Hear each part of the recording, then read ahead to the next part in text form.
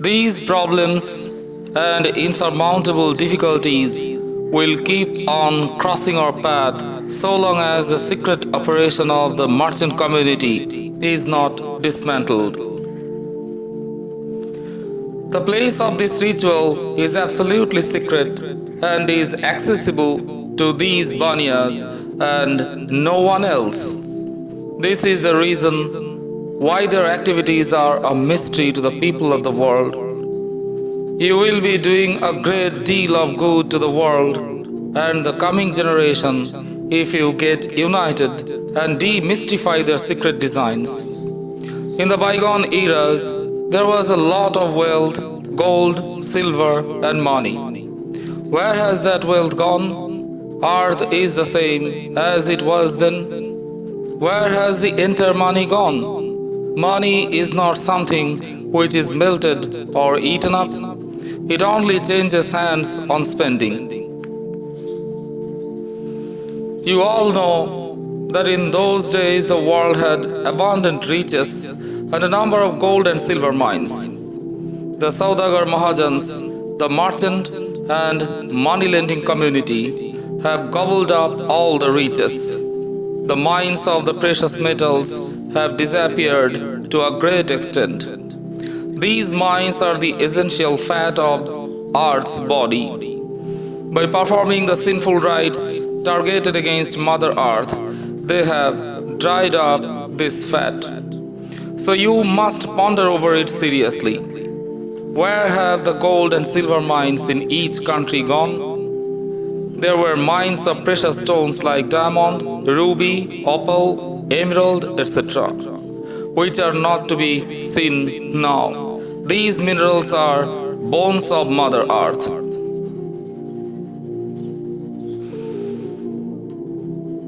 In those days, when Earth was not visited by famine and drought, she enjoyed good health. These stones had attractive colors and resplendence. But now, the continued illness of Mother Earth caused by these moneylenders has reshaped and distorted everything. The stones no more have that pristine beauty and resplendence. It is just like a man who loses his charm when he suffers from ill health and becomes weak. The Banyas are having the secret ritual performed in order to damage and deteriorate Earth's atmosphere. As a result, Earth is suffering from perennial illness. Ravana had hunted and tortured Shanishchara by his demonic power. These Banyas are making me the target of their wrath and diabolism. They have destroyed the thinking power of the people by their sinful rites, just as Ravana had done during his time. Deprived of wisdom, human beings are behaving like animals who cannot think. They have life but no wisdom. These crooked Banyas have spread the network of their Indrajal far and wide. They have caused sickness to Mother Earth and weakened all her vital parts. Nobody knows where those mines of precious metals and minerals have gone. The mines are not human beings or animals or birds that they have simply got up and left for some undisclosed destination. Nobody can hide them either. It is the effect of the Indrajal performed by these Mahajans that Earth has become sick and all her precious mines have dried up. These unscrupulous people have blinded the whole world, and so they cannot see through their trickery. The people of the world do not realize that earlier Mother Earth was healthy, and that is why there were a good number of mines of metals and minerals. Now Mother Earth has become sick, and so we do not find these precious mines anymore. The Mahajans know the secret of Mother Earth's illness because it is their doing. But others do not know because they have lost their power of thinking under the diabolic influence. Ravana did the same thing and that is why people knew nothing about earth and her vital parts. The members of this trading community know fully well why Mother Earth has become so fragile. Ravana and the members of his clan knew everything about the suffering of Mother Earth. In order to confuse the people, the Banyas have circulated some dubious literature, claiming that these writings and almanacs are of ancient origin. People have been misguided by these books. They take their contents as gospel's truth. All that I am writing about is what I have experienced and suffered. The whole world knows that the scriptures, the Vedas and other sacred writings are God's creation. God gives the light of wisdom to all of us. He does not himself write a book, but these unscrupulous elements, by means of their diabolism, have polluted the minds of the people, as a result of which they do not have love and affection for each other. This is not how we human beings should live. The so-called ancient texts prognosticate that in the Kali Yuga, food grains will be measured and sold in terms of number and not in weight. Water will be available on payment in measured quantity. The height of trees will be about an arm's length, and that of human being just 4 spans. The person in possession of 1 seer of bronze or iron will be considered as the richest man of the world. All these ominous things have been circulated through these dubious books. People in this age have great faith in the Gita. It is said that Lord Krishna opened his mouth and showed Arjuna the 3 worlds in it. This and many other irrational things have been circulated in order to mislead and confuse people at large. It is also said that Mother Earth approached Lord Krishna in the form of a cow and told him that she was very sad. Now just think over it in a rational manner. How can a human being or an animal change into some other creature? All living beings continue to remain in the forms in which they were created by God and do not change even when they die. So they are all figments of imagination. Lord Krishna was like any other human being, just as you and I are. His devotion and good deeds earned him godliness. There is another story. It is about a rishi, sage named Gautama, who lived long ago. He was a great devotee of God.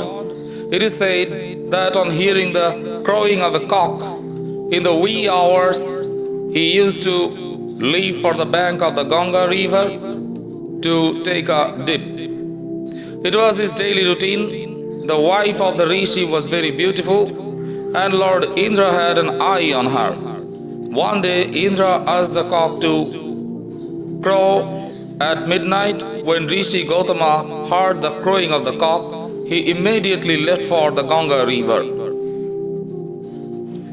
After the Rishi had left, Indra came to his cottage with the intention of outraging the modesty of his wife Ahalya and asked Chandrama, the moon, to stand guard. When the Rishi reached the bank of Ganga, she, the Ganga river, advised him to go back without losing time, since something wrong was happening at his home. He rushed to his cottage. On reaching back, he found Indra inside his cottage while Chandrama was standing guard. A furious Rishi Gautama cursed Chandrama and hit him with his dhoti. Some drops of water landed on Chandrama, which made black spots on the face of the moon. He cursed his wife Ahalya and she turned into stone. She remained in that state for many years at the bank of Ganga. When Lord Rama visited Raja Janak, he came there and touched the stone with his foot. Ahalya was freed from the curse and came back to her original form. Now just think how a human being can turn into stone and how the stone can turn back into a human being. There seems to be no end to such untruths and irrational stories being circulated among the people. How can I alone write about such things? The purpose of my writing this book is to open your eyes. You can decide for yourself whether these stories are true or what I am writing is true. You, the people of the world, should think judiciously and arrive at a conclusion whether my advice to you is correct or the version of the story about the Rishi Gautama and Lord Indra is convincing. Now just listen what all they are up to. Legend has it that Gautama the Rishi cursed Lord Indra and he became a leper. The disease formed silvery scale on his skin and caused deformity to different parts of his body. He cursed the moon and its face was marked by black spots. Lord Ramachandra put his foot on Ahalya, who had turned into stone, and she regained her original form of a woman. And Ganga the river spoke to the Rishi and advised him to rush back to his cottage. Now, God has given you mind. Just apply it and think how it is possible for Ganga, which is a river, to speak like a human being, and Chandrama the moon, who is a source of light, is said to have stood guard. Why should Chandrama have agreed to help Indra in his immoral act? The Ganga river is venerated because saints and sages have done penance and meditation on its bank. Otherwise, Ganga is like just any other river. The Ganga water is still clean and free from contaminating elements and pollutants. Water from any other river, when collected and stored, deteriorates after some time. The reason why the Ganga water is still clean is because the Mahajans have not so far made the river sick by their diabolic rites. Other rivers have been made sick by them, and that is why their water deteriorates soon and insects and worms grow in it. The day when they decide to make the Ganga river sick and perform the sinful rites to curse Ganga, its water will lose its purity. They very much intend to do so, and therefore they have circulated a prediction that a day will come when Ganga will lose its eminence and veneration and will disappear. The prediction about the disappearance of Ganga and the decline in its eminence foretells a time when the Baniya Mahajans will have the obnoxious rites performed, resulting in severe contamination of the Ganga water. Just think, nature has given us clean and pure water in rivers. These unscrupulous people have polluted it by their sinful activities. They have made earth sick. People know Indra as the personification of rain. All sorts of myths have been spread by these people. How can rainwater behave like a human being and approach Ahalya with immoral intention? Water is the source of life. We all, including animals and other living beings, owe our existence to water. Water is thus like God to us. When it comes down in the form of rain, earth drinks it and quenches our thirst. The whole world knows it, but these evil-minded people have maligned the wife of Rishi Gautama, and also our source of life, that is water, presenting it as a human being. They created confusion in the minds of the people by widely circulating books containing myths such as these. Ravana too had circulated books of demoniac forebodings in order to confuse the people. The Baniyas, following in the footsteps of Ravana, are performing the despicable rites on the 84 lakh kundis. Having lost their sense of judgment, people say that the moon was standing guard at the instance of Lord Indra.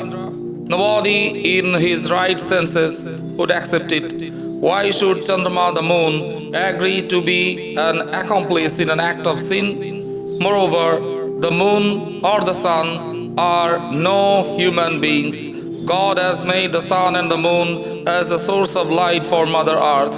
Those who say that Ahalya turned into stone as a result of her husband's curse and then again came back to her original form of a woman and went up to the sky after she was freed from the curse are indulging in falsehood. Just think how a woman can turn into stone. How can she go up to the sky? These are all cock and bull stories which have been circulated with a deliberate intention of confusing the people at large. This story of Rishi Gautama and Lord Indra and several other mythical anecdotes are given in the Tulsi's Ramayana, the Bhagavad, and Avatar Charit.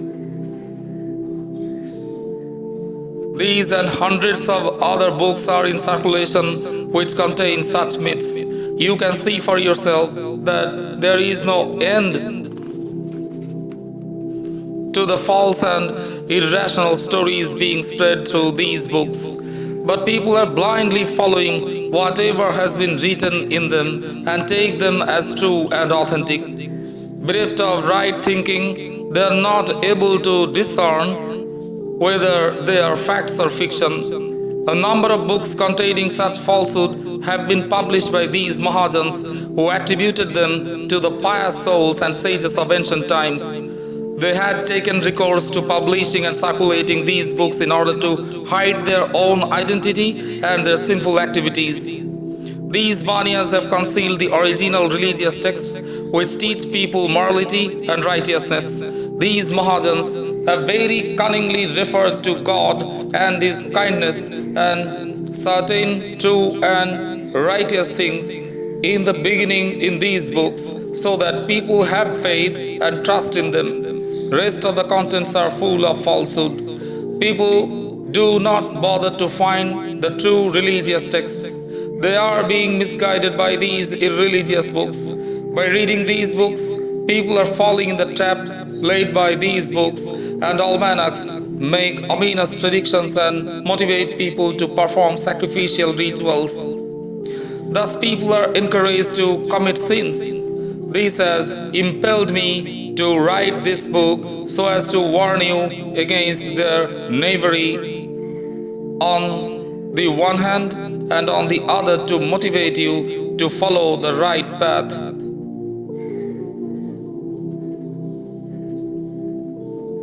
I want you to try to preserve the truly religious texts and adopt a righteous course. I also want you to do something to dismantle the diabolism of these people and to free yourself from their influence.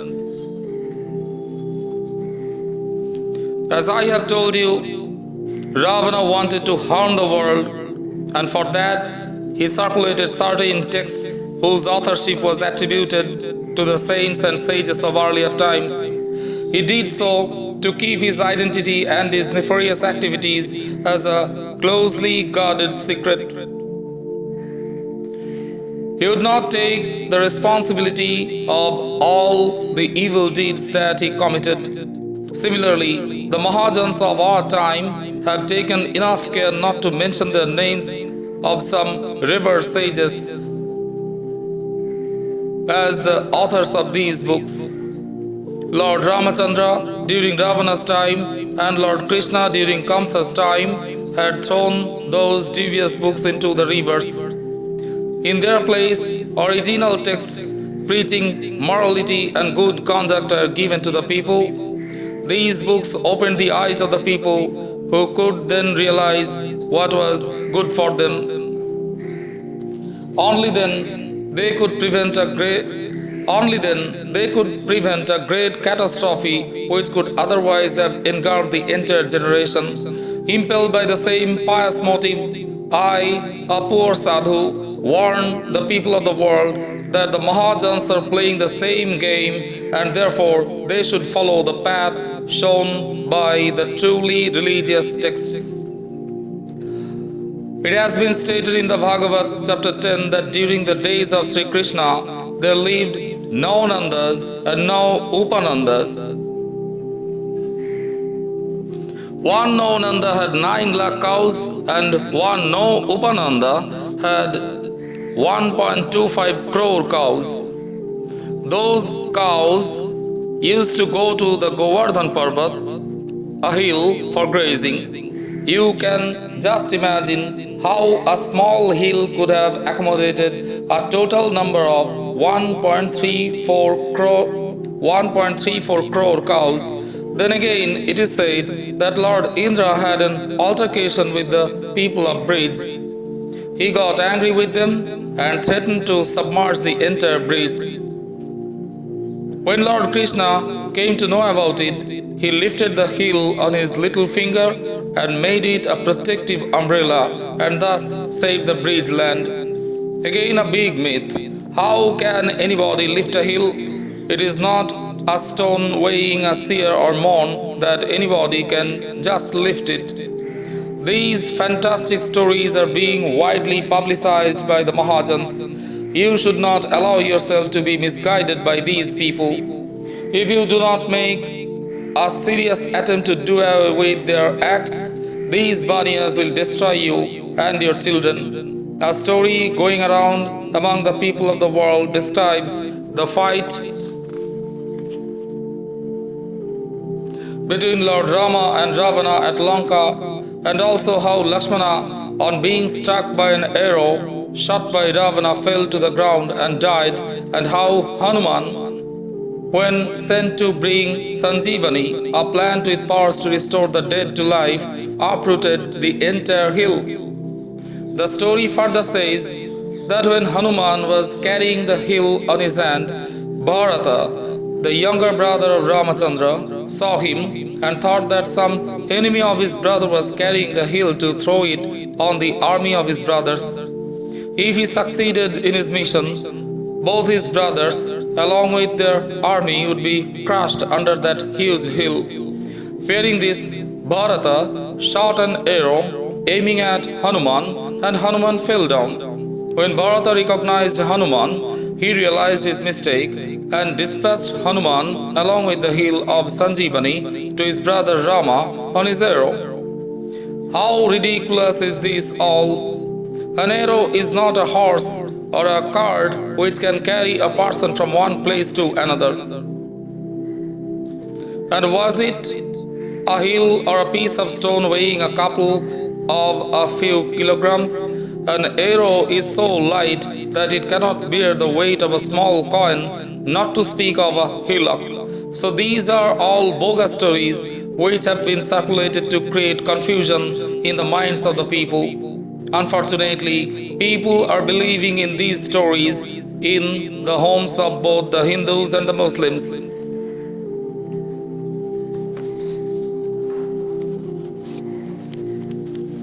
These books have been circulated by the Baniyas. Nobody knows how many such books are in circulation. They have given these books to the Hindus and the Muslims without disclosing their identity. They are sure that if somebody ever tried to get at the bottom about the source of these books, he will never reach them. The Hindus and the Muslims will start fighting with each other. The children of the Hindus, the Muslims and the Christians will be killed in the riots, while the Baniyas will remain untouched. The ancestors of the Hindus, the Muslims, were the devilic of the Almighty.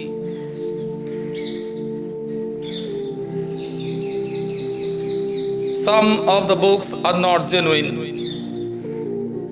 They are the product of the Baniyas and have been very cunningly placed in the hands of the Hindus, the Muslims, the Christians, et al.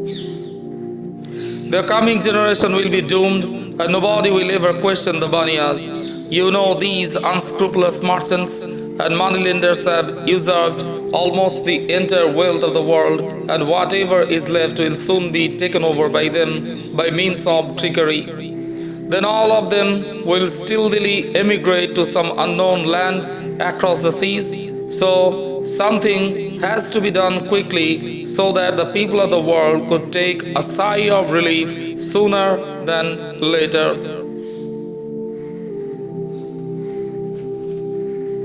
I would therefore impress upon you to give a serious thought to what I am suggesting and take steps to free the world from the Indrajal of the Baniyas. That alone can generate happiness and prosperity to the people at large. They are planning to take the entire reaches in their possession and control so that they could rule the whole world. They are polluting the minds of the people and creating communal hatred, and so that they start fighting with each other and become each other's sworn enemies. The Hindus will be instigated against the Muslims and vice versa, and they will never know who the troublemaker is. People will be subjected to a lot of suffering. Their children will be doomed. The Hindus will blame the Muslims for their problems, and likewise the Muslims will hold the Hindus responsible for their woes. The rulers and the people of other countries and kingdoms will attack the Britishers, and they will set the Britishers against other ethnic communities. So something needs to be done urgently to foil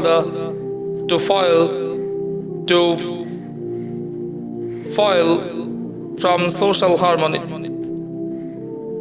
So something needs to be done urgently to form social harmony and economic well-being of the world, or else we all are destined to be doomed. They are very shrewd. They always keep themselves away from the scene so as to avoid being exposed. They are extremely money-minded. When according to their game plan, there will be very few people left in the world, they will dictate them. However hard we may try, we can never complete. However hard we may try, we can never compete the Saudagar Mahajans in the matter of accumulation of wealth.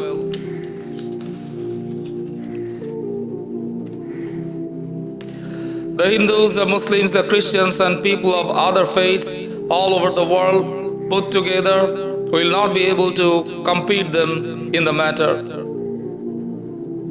They will wipe out the population of the 3/4 part of the world by their demoniac deeds. They will have fewer people inhabiting 1/3 part of the world who will not be able to pose any challenge to their authority. Till such time, Baniyas will maintain a low profile. Once they succeed in their mission of decimating a large part of the population, they will gear up their act of diabolism and corrupt the minds of the people of the world. When Ravana acted in this way, he had thought that he, along with his children, would remain firm in the saddle for all times to come. But people got wind of his secret scenes and finished him along with other members of his clan. The Baniyas do not think that sins committed by them cannot remain a secret for a long time, and once it is known to the people, they will join hands and kill the sinners. Their insatiable greed for money has driven them to spread their tentacles of diabolism far and wide. They have captured the minds of the people. When Ravana went ahead with his sinful activities, he was exposed and people killed him and his entire clan.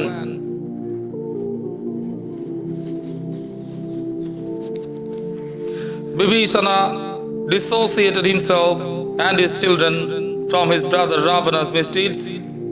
He wanted to put a stop to Ravana's sins, and with this end in view, he told the whole world what all his brother Ravana was up to. This ensured a secured future of his children. He was a true devotee of God. He was God-fearing and did not want to be a party to his brother's wrongdoings.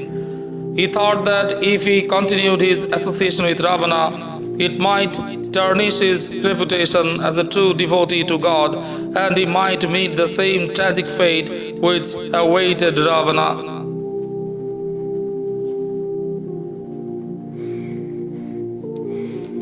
This thought made Vibhishana seek to the path of righteousness. This thought made Vibhishana stick to the path of righteousness which he had chosen for himself. His noble deeds earned him a very respectable position among the devotees of God, and he is remembered till this day with reverence. They say, and even some books testify, that the Baniyas like Ravana had indulged in this sinful act earlier also. When the report of their secret activity reached the rulers, they inquired from them whether the report was true. When they denied, the rulers subjected them to intense interrogation. All the Jain temples were demolished once or twice. The idols were disfigured.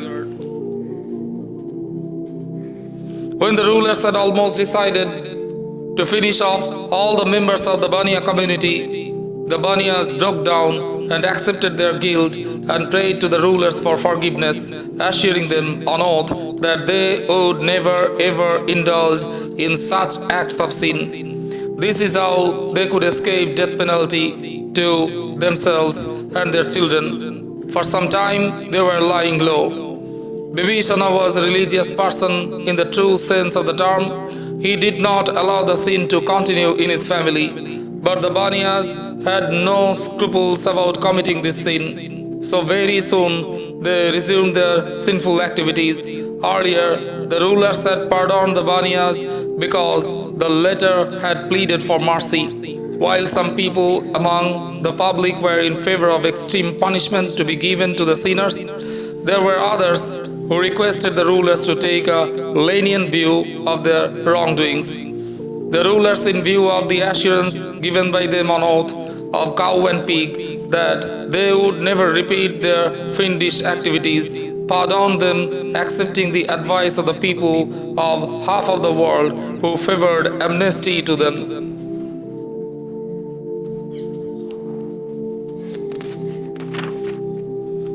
The rulers, however, could never imagine that the unscrupulous Baniyas would so soon be back with their old game.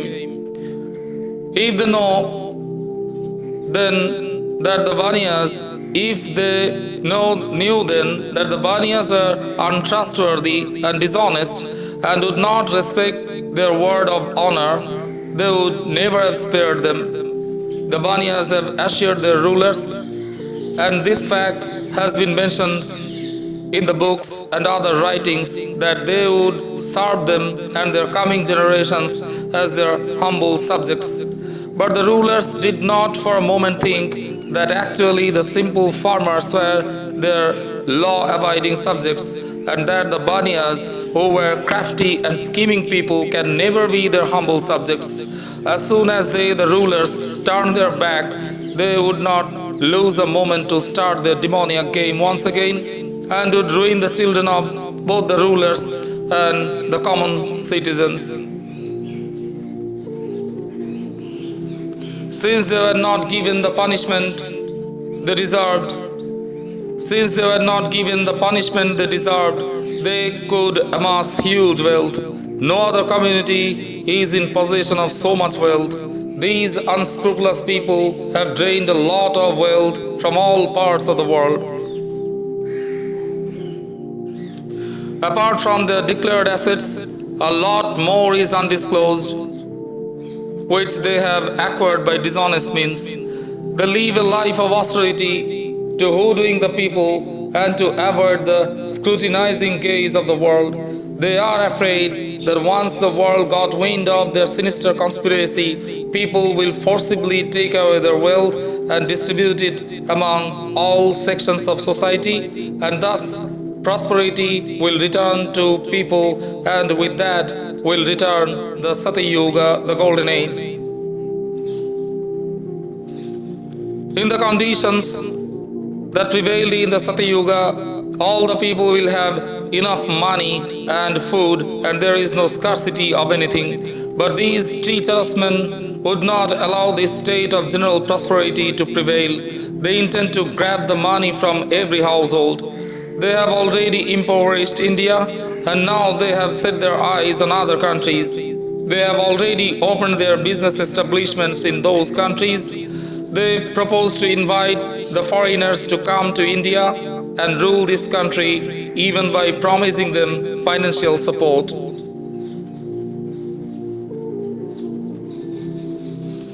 They want the Hindus and the Muslims living in this country to be ruined at the hands of the foreign rulers so that they could possess whatever wealth is left with the people of this country. The people and rulers of foreign lands do not understand their real motive.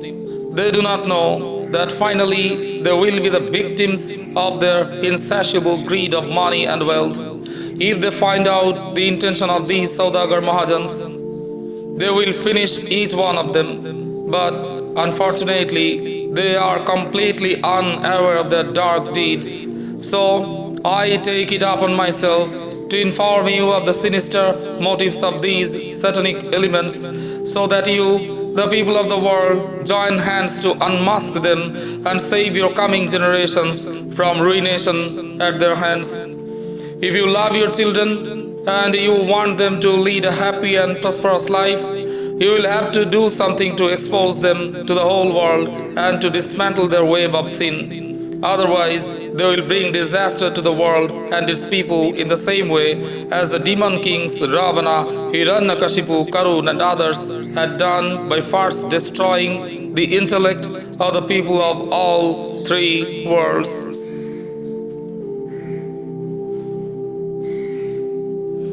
Therefore, I want to address their appeal to all the people living in any part of the world, all Hindus, Muslims, Christians and followers of other faiths, to get united and emulate the people of the earlier eras who had jointly fought against the tyranny of the demon king Ravana and others.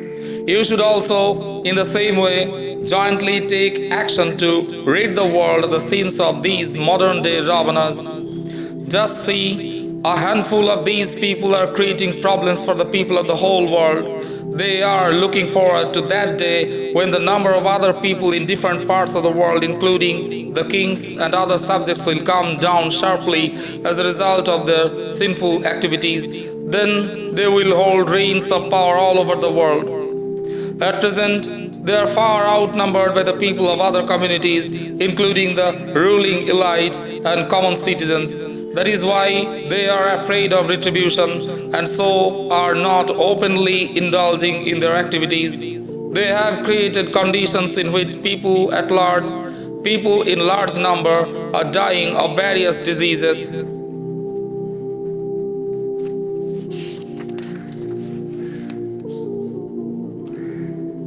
They let people know about their fate in advance by making ominous predictions of famine and natural calamities.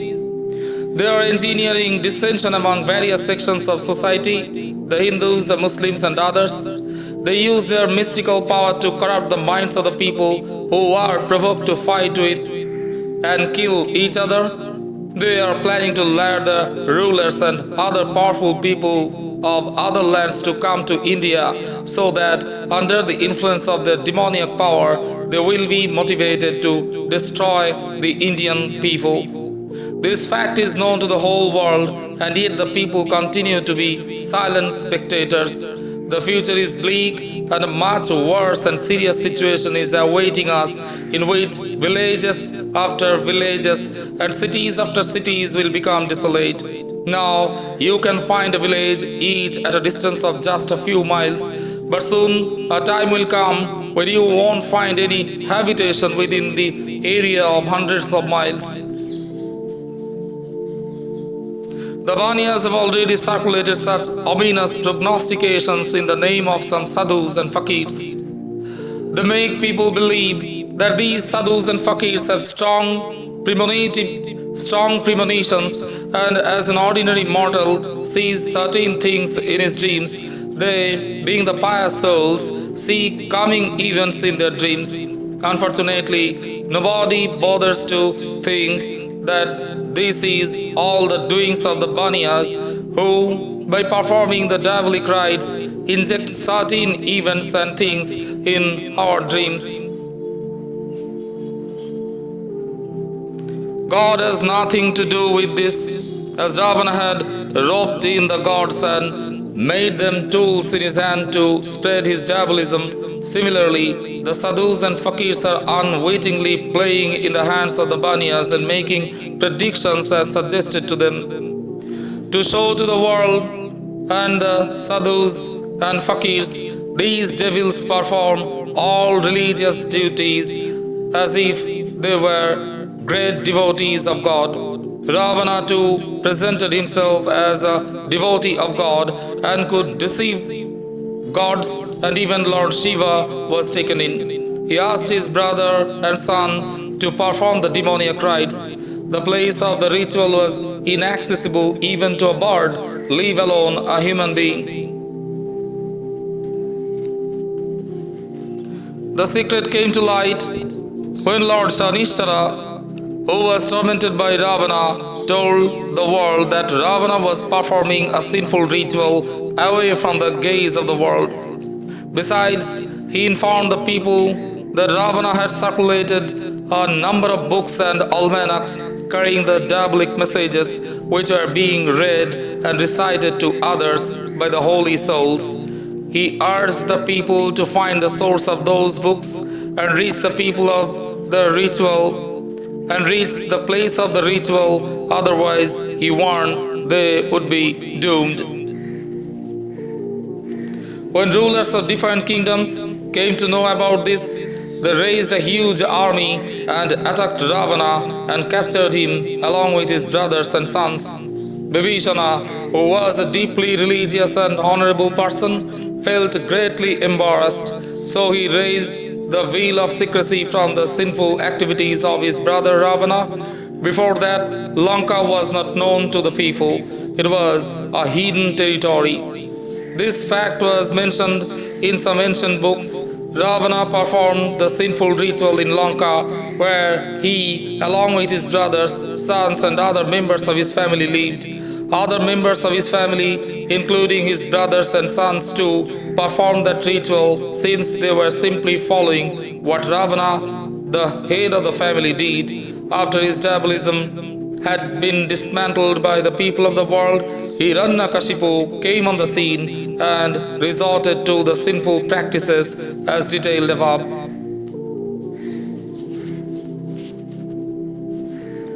After Raja Bal, the Banyas are using the diabolic practice to corrupt the minds of the people who are not aware of it. All they know is that when earlier their sin was exposed, the then rulers ordered demolition of temples of Jainism. The fact has been recorded in history. The icons in the temples are disfigured beyond recognition. The rulers ordered demolition of temples because they came to know that the Saudagar Mahajans were indulging in diabolism. But this did not seem to deter them, since they are continuing with their sinful activities as always. Nobody knows about their secret activities, but I know because they have tormented me. I am making efforts to see that their devilry is put to an end. That is why I want you people, the rulers and others, to get united and take steps to dismantle their diabolic game plan. Only then the future of your children will be safe.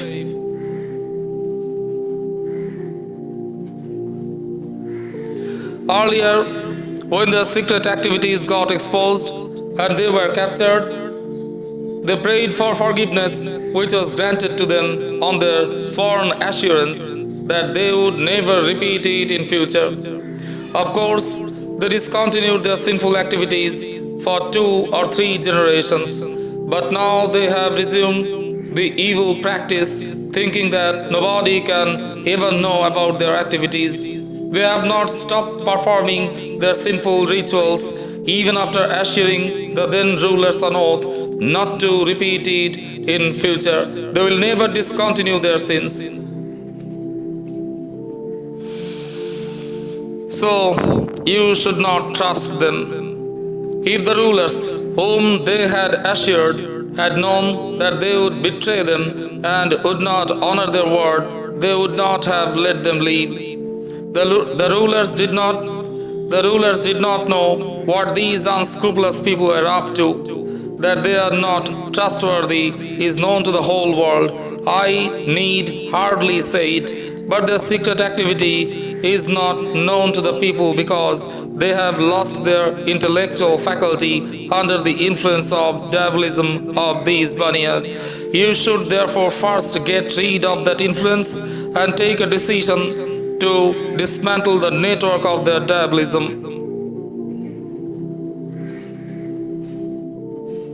That alone will ensure a peaceful life for you and your children. They are doing what Ravana did long ago. Ravana set up a city in an island where he lived along with his sons and other members of his family. There he performed that mystical rites. He was living there with his children on purpose. He wanted them to see him perform the diabolic rite so that after him his offsprings would continue to perform the ritual to harm the world. They continued to perform it till Shanishchara, with the help of Bibhishana, found out the secret and disclosed it to the whole world, whereupon the people of the world took steps to dismantle it. But after Rajabal, the Banias have set up a haven for this diabolical ritual somewhere in an island. There they have been performing this mystical ritual for cursing the world and its people. I am writing this book to give an account of what disaster they are causing to the world, so that the kings and the rulers of the world should know about their misdeeds and punish the perpetrators of crime against humanity. The rulers of earlier times, on being informed of the sinful activities of the Saudagar Mahajans, captured them without losing time and thus put an end to their secret ritual.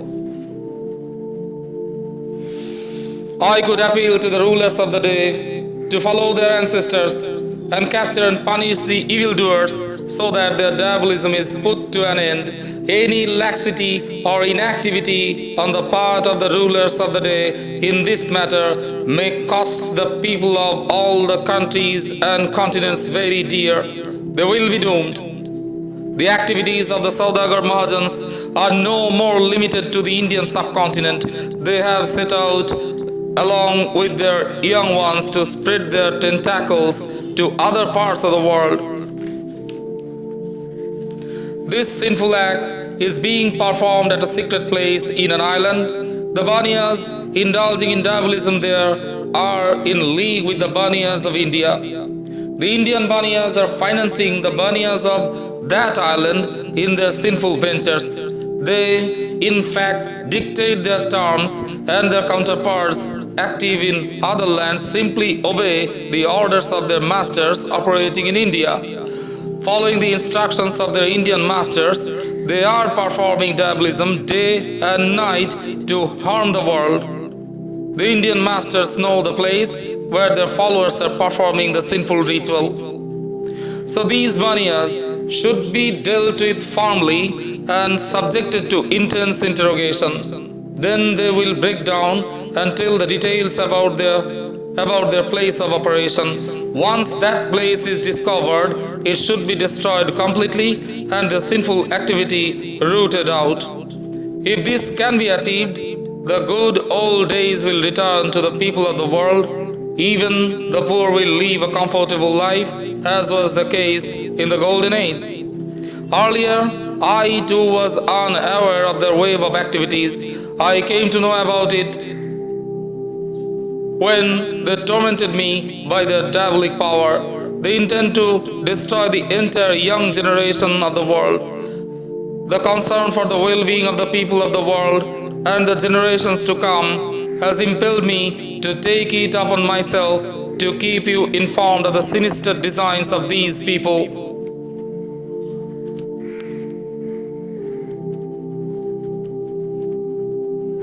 It is due to their diabolism that people are dying at a very young age. I do not want the catastrophe to befall our young generation. That's why I have guarded up my loins to expose them. If there is something in this book which you, the rulers and common citizens of the world, cannot understand, or my followers are not able to explain things to your satisfaction, you can send for me. I will come to you and explain in quite detail as to how and to what extent these Saudagars have been executing the Indrajal, and how, as a result of this, people have lost their sense of judgment.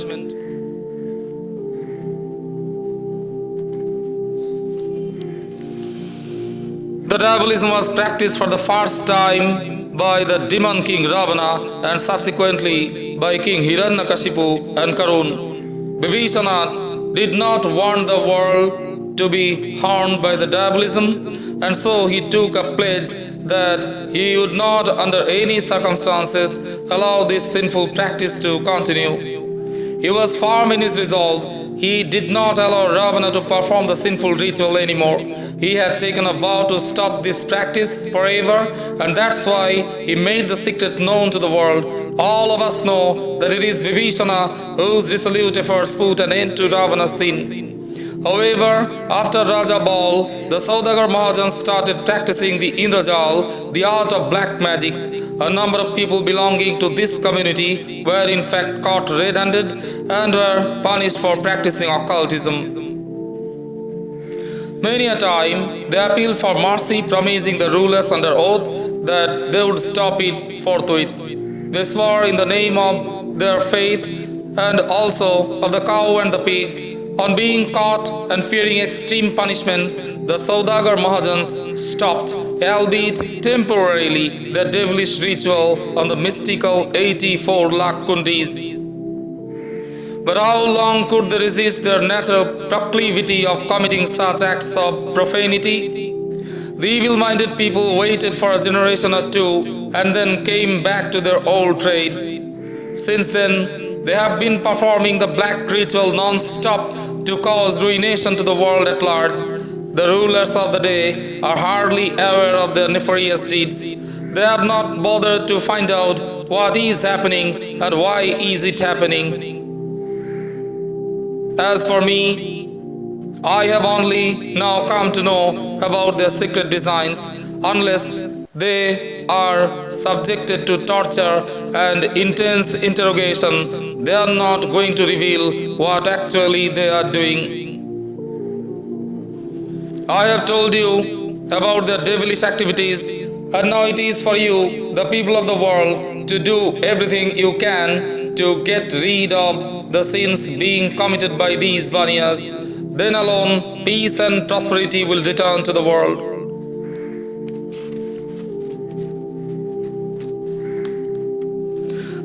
They should also be asked to explain why they have been creating fear in the minds of the people of the world by spreading myths about the Svarga heaven and the Naraka hell, and the Yamaraja, the god of death, tortures human beings and other creatures on the 84 lakh kundis at the place of torment.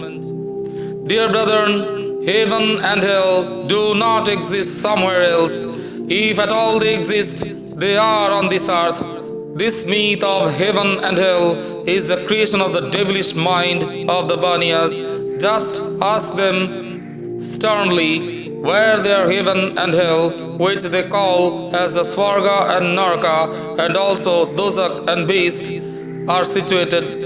In fact, the secret place where they are performing the demoniac rituals is the land of their hell, which they describe as a place where there are pits filled with blood and pus and red-hot iron pillars. They have been telling people that those who commit sins are sent to the hell where they are tied to the red-hot pillars. This falsehood is a part of their game plan. It is Mother Earth where both heaven and hell exist, and not somewhere beyond the sky. People who repeat this myth are not to blame because they have been saying what they have heard. So you, the rulers, must interrogate these Saudagars and even torture them to find from them the location of the hell that they have set up. Tell them that it is their diabolism which has robbed the people of the world of their sense of judgment. They must be told that Ravana was doing the same thing. He too had captured people's brains by his demoniac power, and so they were unable to think. He too created confusion among the people who believed in the myth of the heaven and the hell created by him. And now they, the Banias, have corrupted the intellect of the people at large, who are readily accepting the myths about heaven and hell. The fact remains that both hell and heaven exist on earth. The Hindus, the Muslims, and others read some books with great reverence and faith. In fact, these books spreading myths are the product of these Banias. You must tell them that thus far you were not aware of the reality, but now Sadhu Anupdas has told you the secret because he is concerned about the well-being of you and your coming generations. Tell them that you have come to know that they are performing their sinful rites in an island and that they will have to show you the place of their sins. Otherwise, they, along with other members of their families, will be put to death.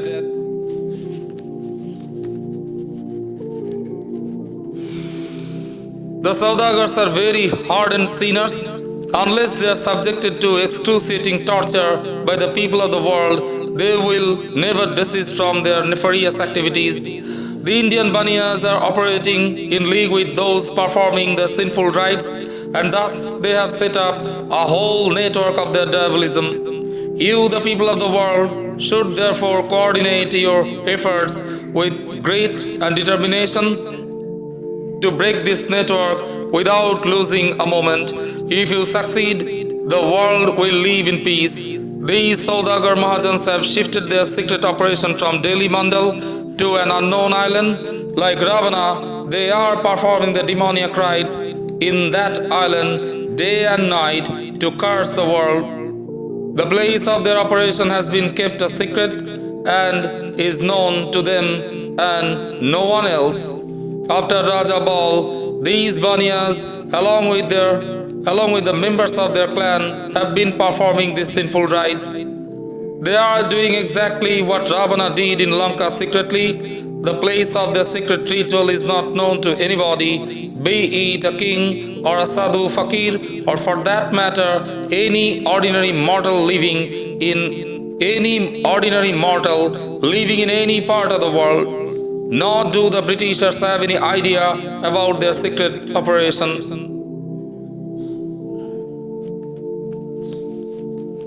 They have set up their business establishments all over the world. At different places, they act in a variety of personae, a fakir, a destitute, and even a rich man. Thus they keep their identity closely guarded and move from place to place, from one country to another, to spread their wave of diabolism, just as Ravana did. They would not let anybody get wind of their secret operation. But you must understand it fully well that they are spreading their area of operation in order to harm the maximum number of people. They have exercised their diabolic power to fuddle the intellect of all men and women so that nobody could understand their secret game.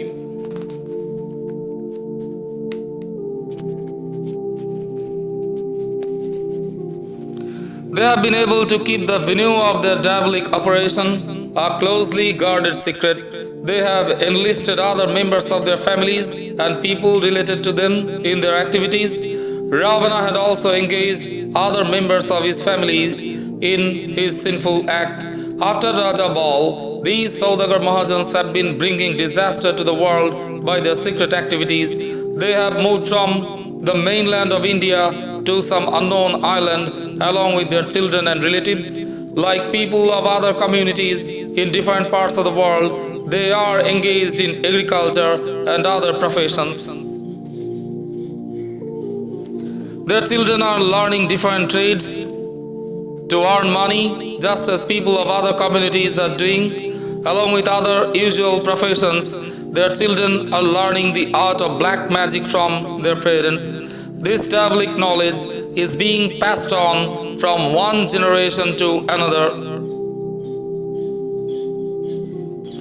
These Mahajans have moved to an undisclosed destination along with their children and other members of their families so that they could indulge in their sinful practice undisturbed and away from the gaze of the world. They want their children, the coming generation, to see them work on their secret operation and thereby learn the trick of the trade so that after they have passed away, their children and grandchildren will keep their traditional trade going. The diabolism which they are practicing is not a simple thing to learn. It is a very complicated process which can be learned by constantly watching and practicing, which they want their children to do. Besides, the Baniyas in India are giving financial support to those operating in several other parts of the world.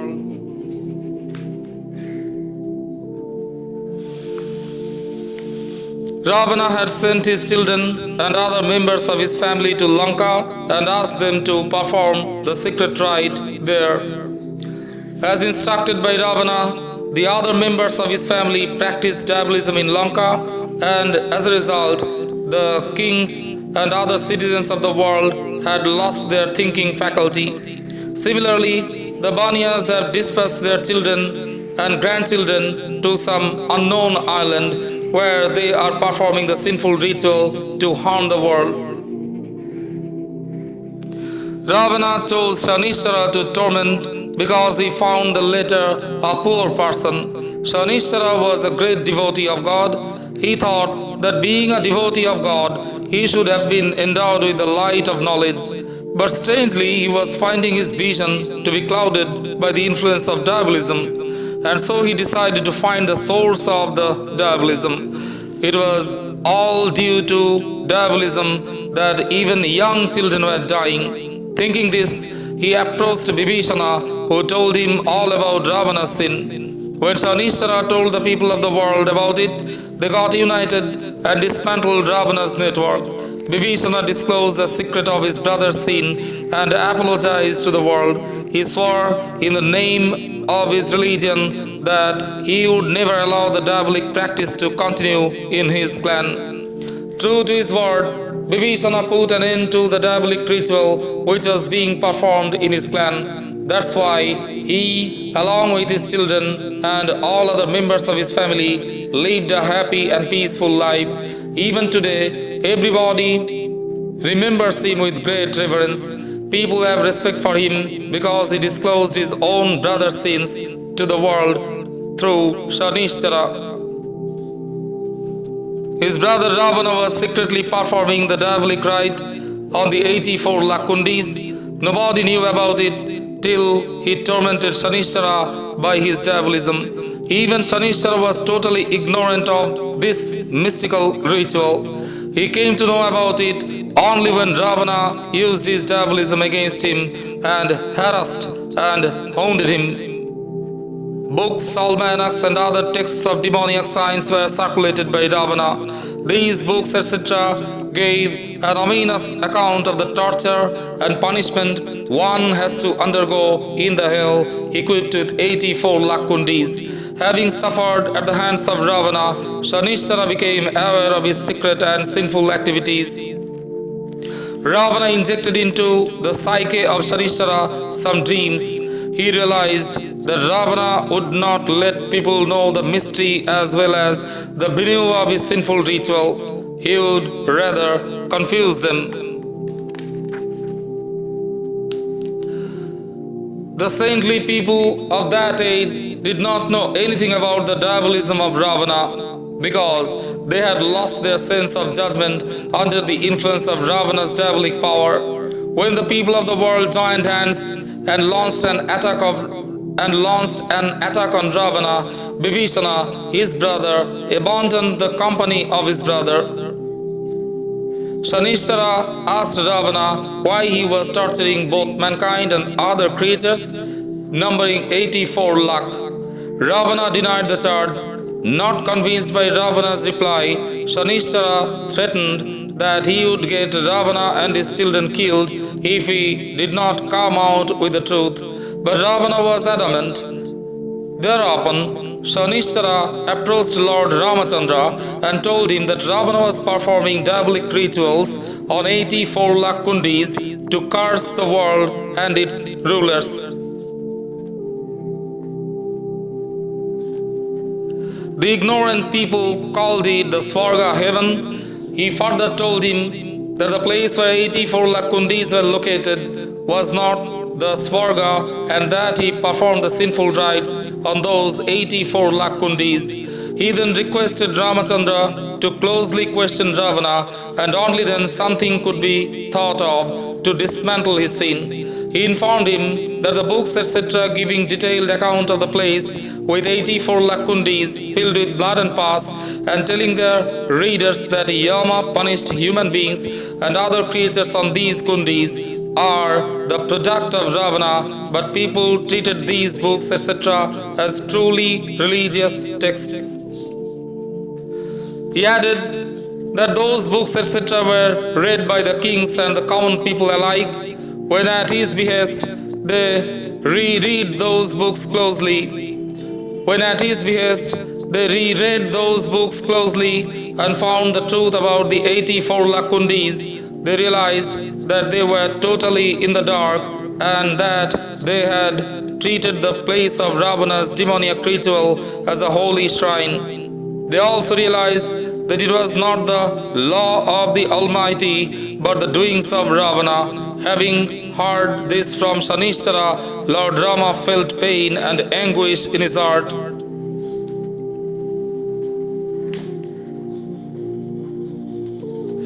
He was concerned about the people who were caught in a wave of illusion created by Ravana. When he saw that people could not see the reality and did not realize the extent to which Ravana's sin was spreading its tentacles, he, Lord Rama, told the whole world about the demoniac activity of Ravana and sought the support of all the kings and the then subjects. He then raised a huge army and launched an attack on Ravana. Thus he dismantled Ravana's diabolism. Having got rid of the tyranny of Ravana, people heaved a sigh of relief. The practice of diabolism was continuing in Ravana's dynasty from generation to generation. He learned this black art from his forefathers, but it was during the regime of Ravana that this devilry blossomed fully. The insatiable greed of Ravana made him cross all limits of his diabolism, and that brought his downfall and an end to his sin. Similarly, King Hiranyakashipu, King Kamsa and Karun too practiced this black art. As soon as people came to know about their secret activities, they unitedly fought against it and finally dismantled it. All of them had one or two members in their families who were religious-minded and God-fearing. They did not allow this sinful activity to continue, and so they stopped it. They were afraid of people's vengeance if they too indulged in such activity. Fearing people's strong reaction, they did not allow this sinful practice to continue any longer. These Baniyas, after Raja Bal, have vastly expanded their diabolism. They have corrupted the mindset of the people at large. That's why nobody could trace the source of the sins. Of course, once during the earlier era, the rulers, using their intelligence, did intercept their secret activity. On being questioned, they initially pleaded ignorance, but when they were tortured and their temples were demolished and the icons disfigured, they broke down.